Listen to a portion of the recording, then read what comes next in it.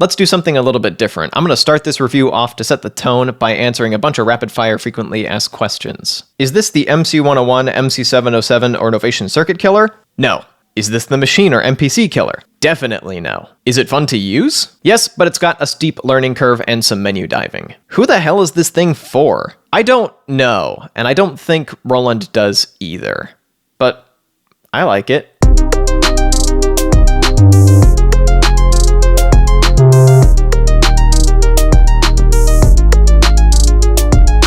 On paper, this thing is super impressive. It's got a bunch of tracks, it's fully standalone, loaded with the Zencore synth engine, it's got audio over USB, a song mode, a bunch of polyphony, a decent amount of ability to work with samples. Like, it's got a bunch of stuff in it. When I saw the spec sheet for this, I was very excited. And it seems like a lot of people were in the same boat. This was very highly requested for me to cover on this channel. But there are also quite a few people who seem perplexed by or even completely dismissive of this thing.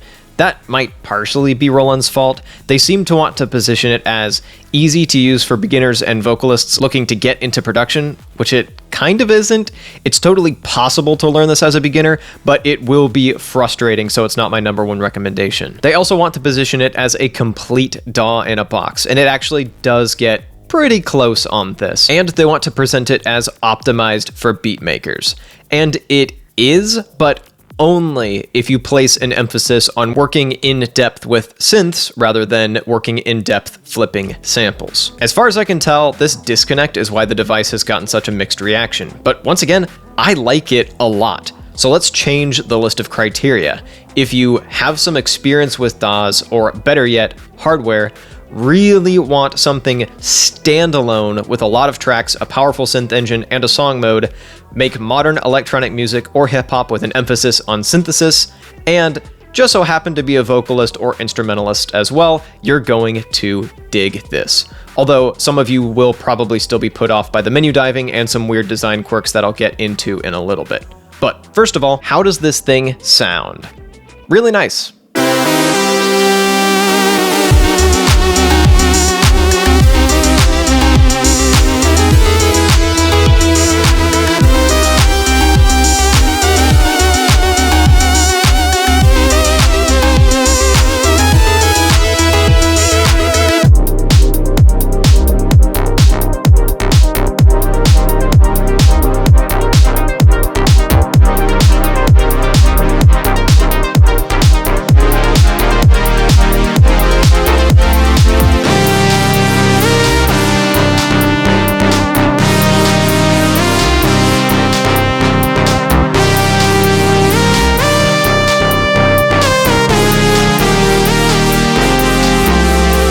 For a little bit more context, first of all, this thing has the Roland Zencore engine built into it. It's kind of the underpinnings of a lot of Roland gear at this point.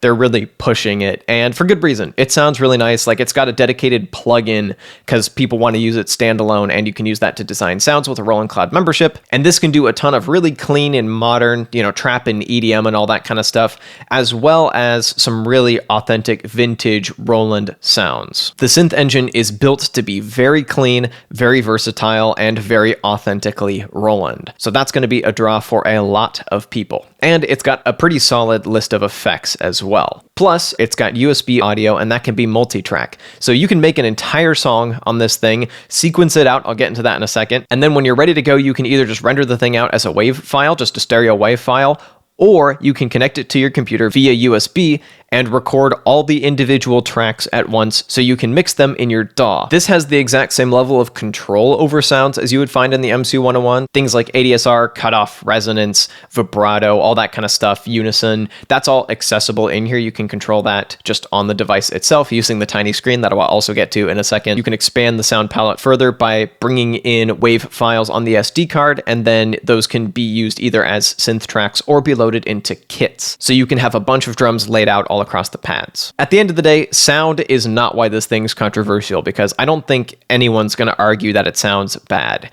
It's got a lot of sonic potential with a really nice sound engine. So let's move on to how is this thing to use. it's a bit weird to use, and there's kind of no getting around that, and that goes for a lot of Roland gear. I saw a comment on my MC-101 super in-depth tutorial for beginners. Someone said, this looks about as much fun as programming a calculator. And I understand where that person is coming from. That's definitely going to be the experience for some people. I was kind of eased into the Groovebox world by using the Novation circuit, which is kind of the gold standard for standalone device interfaces. So I was able to get used to the MC-101, and I was able to get used to this and get quite fast with it relatively quickly, but I've got a bit of a leg up. But occasionally I'll still find myself a little bit stuck as to what button combination to hit to get to a certain menu, and sometimes I still find myself hitting just little frustrations because of some of its weird design quirks. One thing that I don't think comes across on camera all that well is that it's kind of a weirdly pretty device. Like, when I actually unboxed this thing, I was actually quite impressed at how this thing is built. It is all plastic and such, but it still feels fairly sturdy. Some people will call it cheap. I would disagree. I think it's fairly sturdy, but still pretty light. I should briefly show you the ins and outs. We've got line out here, which I'm currently using, a mic in, which also can supply phantom power if this device is plugged in, line in for instruments and such, SD card slot, MIDI in and out, USB 2.0, and the power adapter. And here's an interesting little feature. We've got two separate headphone jacks. One for like proper studio headphones and one for more consumer grade studio headphones. Probably not necessary, but nice to have. And it gives an interesting indicator of where Roland's head is at with this thing. They're definitely going for kind of a prosumer angle here. A couple other hardware design things that I want to point out. The pads are velocity sensitive, and you can even control the curve on that, which is nice to have. Definitely something you don't have on something like the MC-101. You've still got the tiny screen. Some people are going to absolutely hate this, and some people aren't going to mind it. I personally genuinely do not mind it. There are a few cases where it does get in the way of using the device a little bit, and some cases where it lends itself to being a bit menu divey, and I'll get into that in a little bit. But I should also mention that you can connect your smartphone with the Zen Beats app and use that as a screen instead. However, in most cases, the pads actually serve as a screen for a lot of operations. I find that the pads are nice and bright. They're color-coded pretty well, quite responsive, all that kind of stuff. I like the way this stuff is laid out. So let's get into the step sequencer, because this is something that maybe looks a little bit intimidating if you're not used to either FL Studio or old school drum machines, but it's basically akin to different columns in a grid of a MIDI piano roll. So for instance, for this beat I've got queued up here.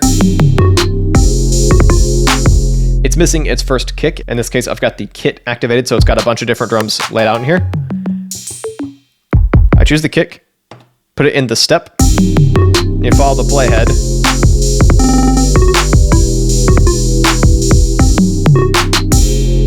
And it's literally as simple as that. I can go to the beginning here, put in another kick, put in a bunch, and if I want to do this with notes instead, you can see how this step has these notes held down. I should mention, this is not meant to be an in-depth tutorial, just a quick demonstration on how this thing works. The step sequencer is really nice. It's one of the more intuitive aspects of this device. It definitely takes the pads are the screen approach, and that pays off really nicely. And once again, you can page through measures here. You can have patterns that are up to 8 bars long, and you can store a ton of patterns in a project. It harkens back to a lot of kind of more old school hardware, but it does work, and this device has one of the better iterations of it. There's also quite a bit of other hands-on control. Of course, you got these knobs here. You've got the ability to select all of your tracks. You've got a bunch of functions over here. You've got a shift and an edit button, which is actually gets a little bit into the negative category for me because it's not always completely obvious which controls which parameters. It's not a huge deal, but there are some kind of weird little discrepancies baked into how this thing behaves sometimes. However, one thing that is nice is that shift commands are clearly labeled, so that does cut down on memorization somewhat. So if you want to get to style, which on the drum tracks controls note repeats, so things like hi-hat ratchets or like kind of drum glitchy effects. That's how I got this synth to do that little stutter. Using the note repeat in here. And if I go into a melodic track, style becomes an arpeggiator.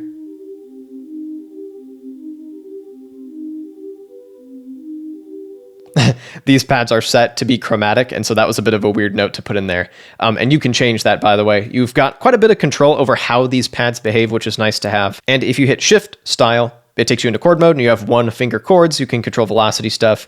You can record quantized or unquantized, and you have sample in. I'll get back to that. And I should mention, you are not required to have these tracks be categorized the way they're labeled here. Like, for instance, you may have noticed that the hi-hat track is actually a synth. And I should get into what kind of tracks you have to deal with here, because there are a few. You've already seen the kit track, which has a bunch of one-shot samples laid out across the pads. I should mention also that if you hit edit and choose a pad, you can dive into the individual settings for that pad. You can also change out the samples on here, of course, and you can change out the entire kit. That's not the only type of track you have. You've also got tone tracks, which actually house either the synth engine or a sample that is assigned to a keyboard. You've got options for both, and you can make samples kind of behave like synths with things like glide and vibrato and ADSR and all that kind of stuff. I do really like the Roland sound engine, and a lot of people love the way it sounds, and a lot of people have told me that they've considered getting an MC-101 just as a sound module. This is the exact same sound engine, and it's quite a powerful sound engine. There's not a whole lot of hands-on sound design on here unless you're willing to do a bit of menu diving. I wouldn't really start from an initialized patch on here. I would do my sound design on a computer or just load in presets and go from there. But rather than just saying all that, I should actually show you here. This is where we start getting into convoluted territory, because it's not immediately obvious how you would control stuff about this synth patch. If I hit edit and hit the track, it takes me to just choosing a sound, and that's all you get. If I hit shift and go to this track, it takes me to aspects of the track itself, like its volume, some basic EQ. That's nice, but I want to edit the synth itself. In order to do that, I have to go to the clip. So go to section select, shift, and that's all the clip setting stuff, so that's still not what I'm looking for. I have to go to edit, and finally, we have tone setting. That's a weird design decision. The reason they did it is because they want you to be able to have these tracks change what sound is on them depending on what part of the song you're in. So for instance, this pad could become a completely different patch on a different part of the song. The problem is that it buries a bunch of really useful parameters under menu diving, unintuitive button presses, and just some weird interface design. This is why I have a hard time recommending it to everyone, and why I think Roland marketing this as a really immediate, easy-to-use device is a little bit misleading. If you want to get in depth with this thing and have a lot of control over your sound, there's stuff that's buried, so you've also got your effects in here with a ton of lovely effects, but it's not intuitive to get to, and so I can imagine a lot of people will either miss it or forget how to get to it and have to check the manual a few times until it sticks in your head. I know my way around this thing quite well now, but I can still criticize some of the design decisions as counterintuitive, inefficient, or just plain kind of weird. To get back to the tracks, which is what I was originally talking about, having this number of tracks in a completely self-contained device is really nice. There's a lot of power and flexibility contained within these tracks. Like, here's the jam I've got going here.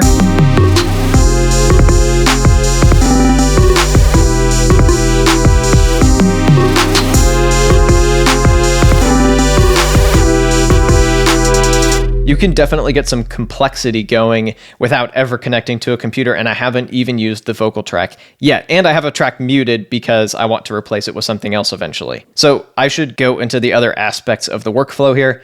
We've got the mixer, which is the window I've been in currently. You could see me adjusting the volume of that track. We've also got access to basic EQ and delay and reverb sends. And then you just select which track you're on, like that, and then you can mute and unmute stuff as well. There's also mastering in here, which is actually lovely to have. So you access that by hitting Shift, Mastering. So you've got a compressor, 5-band EQ, and a limiter. I've got all three doing a little bit to this mix. Once you've developed a full song, which I'm going to get into in a second, you can use the mix down button to just export a wave of the entire song just directly. That's cool. I definitely prefer to record the USB output of this because it can output separate stereo tracks, so I can like mix it in my DAW. The mixing options in here are okay. They give you a bunch of really nice effects to work with, but not stuff like sidechain. They give you volume and EQ controls on a bunch of different levels, but sometimes it's still hard to dial stuff in exactly.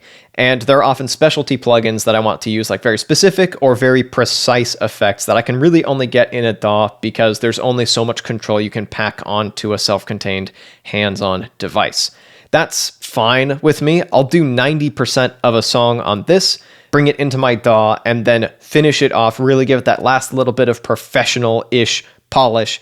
That works for me. Some people are going to say, then what's the point of this? And then some people are going to say, I would rather just get something smaller and less expensive like the MC-101. That's perfectly understandable. I totally get that. But speaking of making full songs, let's talk about song mode. This is incredibly easy to use. It does make some concessions. For instance, the way that the sections behave is a little bit weird and counterintuitive. The end of all that is I've got 2 sections here that are currently active. I've got the full main section of the song, where everything's going all at once, and I've got a more stripped back section. And I can just copy that, and then I'll copy every clip, and then I can modify it further, and by holding a section down, you can audition it. That's nice to have. To build up a song, let's assume I've filled up a bunch of this. All I have to do is hit record. It'll light up the first step. I choose which song section it gets. That's now populated. Go to the next one. Choose which one it gets. So on and so forth, in whatever order I want. And then all I have to do is hit play, and it'll run through the entire song that I've just laid out, and I can make changes to that at any time. You can also do stuff like choose on a section by section basis how many times a section will loop. In this case, it'll go for 8 bars and then do whatever else is laid out in the song mode. That's really well laid out. I want to give Roland props on this. And the thing I love about it is not only how intuitive it is, but the fact that it forces me to think in terms of songs. It's really easy for me to get stuck in loops and short little jams. This definitely makes me go, I should definitely flesh this out into a full song. This is one of the better designed aspects of this. And once again, it makes some design concessions to get there, because anytime you want slightly different sections of a song, you just have to duplicate the entire thing and then make changes on a section by section basis, which is clunky, and I hope they update that. But still, the song mode itself, pretty damn good. One more thing I want to show you is recording in. So it's got the vocal stuff. I am not a vocalist, so I can't really demonstrate that here. However, I do have synths, and so I'm going to use that instead. So I've got this running into here with the line in, super simple. And recording is actually pretty straightforward. You select the track. I've done 1 take already.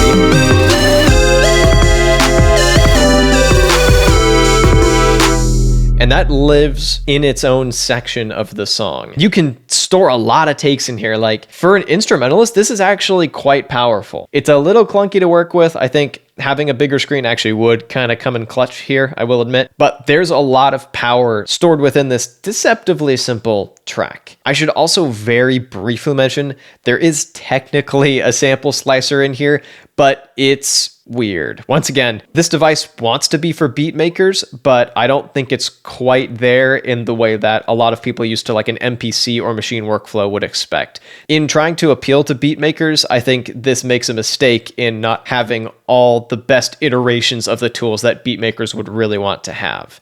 But for synthy beat makers, you can definitely get a lot out of it. For me personally, I would say I'm an electronic music producer with a pretty good amount of experience in hardware, so this thing is lovely for me. I kind of miss out on the vocal capabilities because I am not at all a vocalist, but even then, there's still plenty of power in this thing to justify the cost and the time cost to learn it. And for me, the time cost really wasn't that bad. So I like it a lot, but I will fully admit, it's weird, and the way it's marketed was even weirder. As much as Roland wants this to become the go-to device for electronic music and hip-hop producers, I think they already made that, and that's the MC-101, and even that is going to be not for everyone if you don't like the workflow or just don't care about doing something completely DAW-lessly, which is very understandable. The MV-1 is cool, but it's niche, and it's good to know that going in.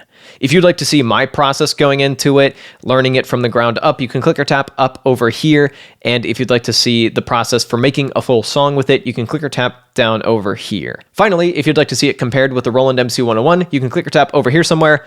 Thank you so much for watching, and I'll be back with a new video in a little bit.